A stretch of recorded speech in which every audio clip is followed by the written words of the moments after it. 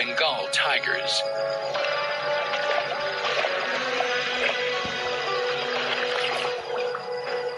and Asiatic lions.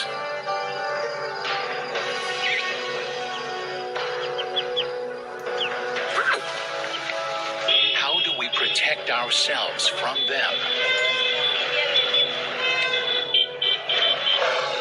while saving them from us? 3 unique stories from across India go right to the heart of the struggle.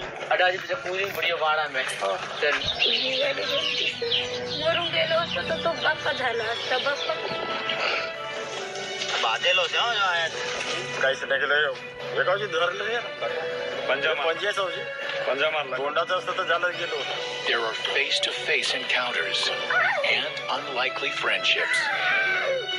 How Zara, unbelievable that what a bond you have with a leopard. Ancient ties between man and beast, and new hope for protecting people and our most magnificent predators. With big cats in peril everywhere, the stakes have never been higher. It's up to India to find new answers and new visionaries while the world watches.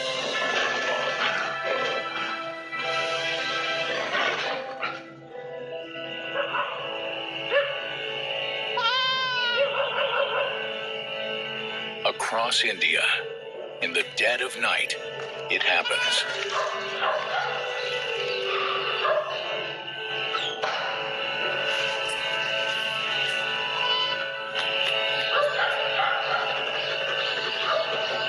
A nocturnal hunter creeps on silent paws into the human world.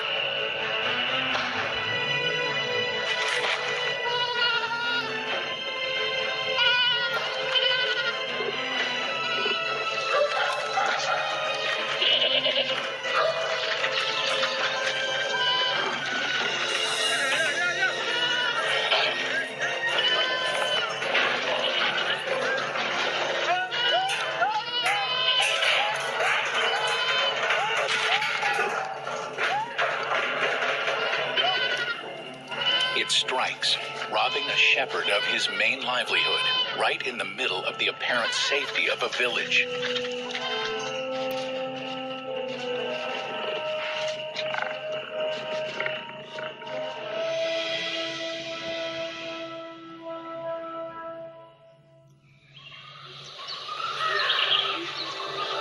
As dawn breaks, the villagers already know the culprit. It's the most notorious big cat in the country, the Indian leopard. Lions and tigers may be more famous, but leopards kill more livestock and more people than the other two combined. That's because there are a lot more of them. More than 11,000 leopards live across India, but their numbers aren't the real problem.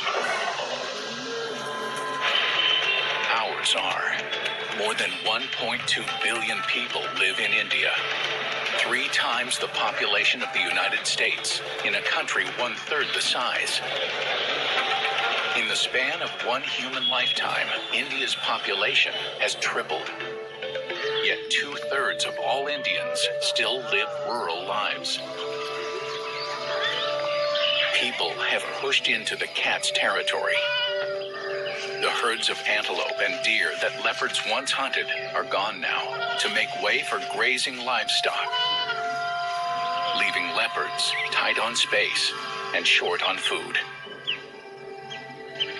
They're naturally elusive and would rather stay away from people, but hunger drives them toward us. The spotted cats have always been opportunists. In 21st century India, what's available now is domestic dogs, goats, and sheep. And occasionally, the most vulnerable of humans. The skills they evolved to hunt deer in the scrubland still serve them well.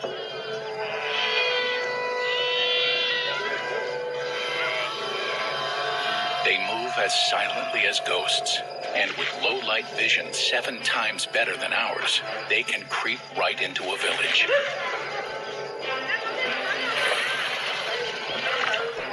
Sometimes we catch them in the act, surprising them and us.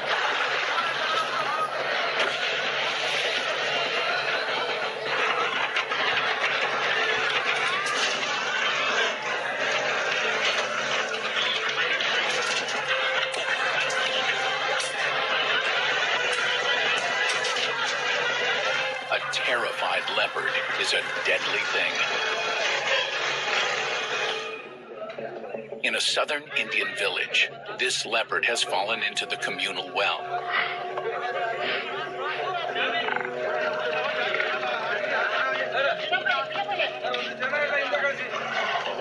Now forestry officials try to coax it into a net without harming it.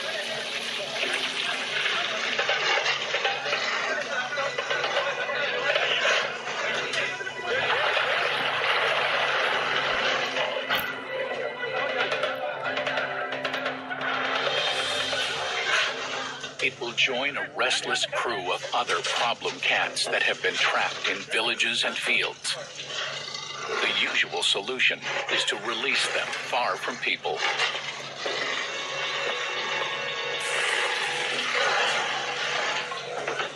But leopards have a knack for remembering and returning to their home territory. Often the cat comes back to where the trouble started, or another leopard takes its place. Either way, it doesn't solve the problem.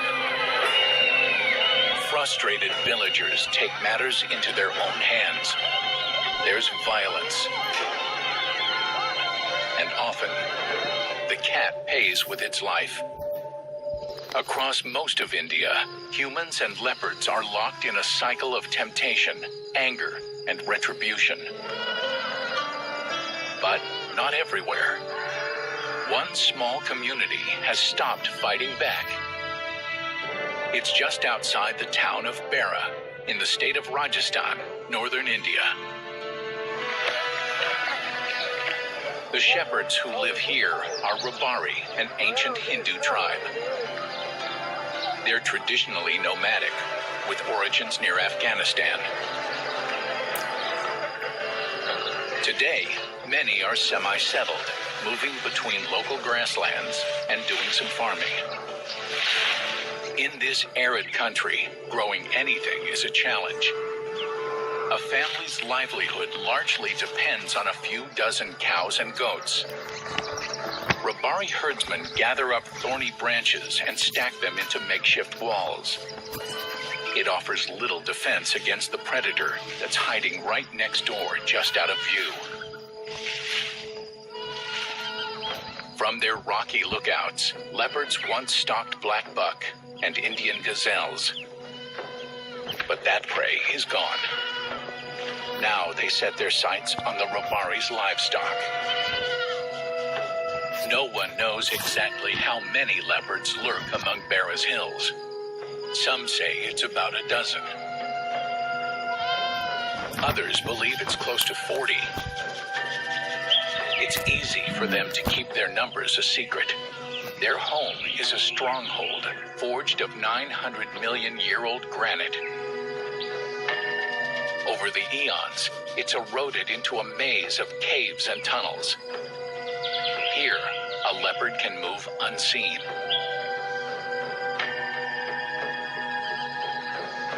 People may pass just inches away without ever knowing how close they are to danger. While the cats are able to creep right up to pastures, corrals, and homes. And every day, shepherds must take their livestock to fresh grazing land.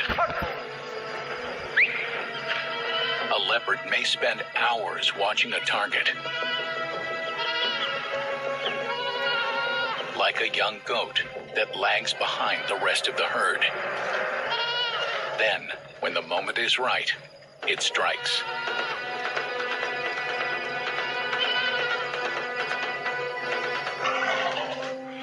Often, the cat makes a kill, and then the shepherd scares it away.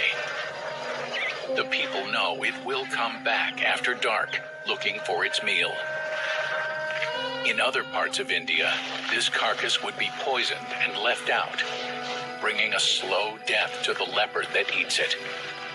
But here, in Bara, that doesn't happen. No cat will be poisoned. No revenge taken. Why are things different in Bara? It all goes back to one man, one special cat, and a very surprising relationship. Across an increasingly crowded Indian countryside, wild leopards roam next door to people. With their natural prey vanishing, they're forced to hunt what's available. Domestic animals. In the arid hills around Bara, Rajasthan, leopards look down on about 10,000 shepherds and their livestock. Most families here live hand to mouth. Losing a goat or calf is like losing gold. It could take a year of savings to afford another. For years, the people of Bara retaliated and killed the spotted cats. But that all changed when Devi Singh got involved.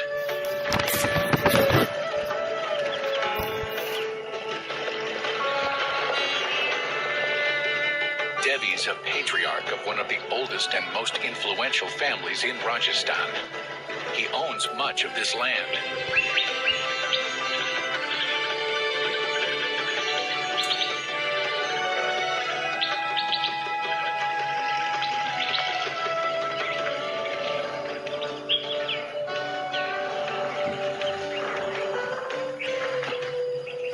And he knows this country and its local leopards better than anyone. Leopards have always been here. Though this is not forest, this is all agricultural land, revenue land. But they have been living here since my great-grandfather's time and maybe even earlier. For most of Devi's life, he stood on the sidelines as herdsmen took their revenge on leopards. Until he met a very special cat. A leopardess he called Zara. How, Zara?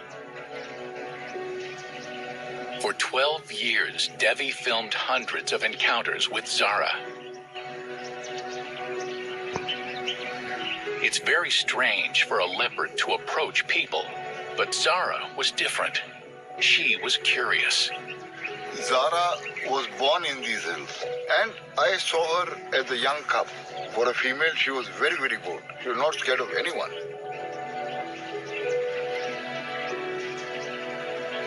Back then, Devi hadn't begun to appreciate his local leopards. But he took a liking to Zara, and he feared that she would be poisoned too.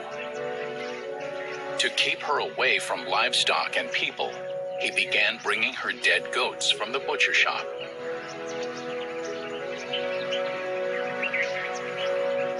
How, Zara? I used to call out her name, Zara, and she came running down, wagging her tail like a dog would. How, Zara?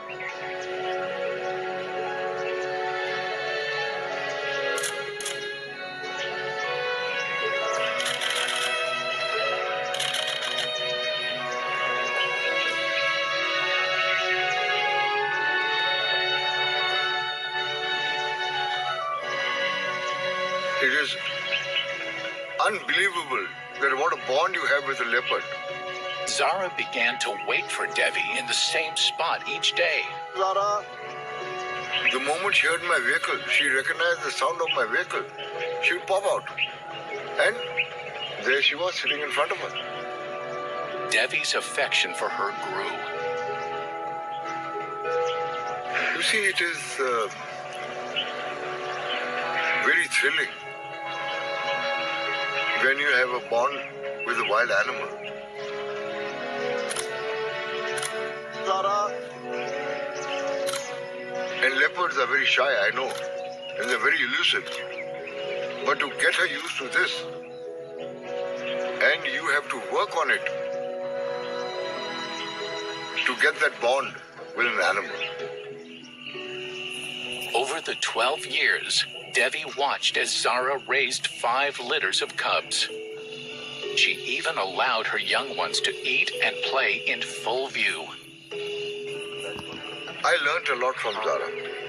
The way she used to bring up her cubs, the way she used to play with them, and she never minded me being there.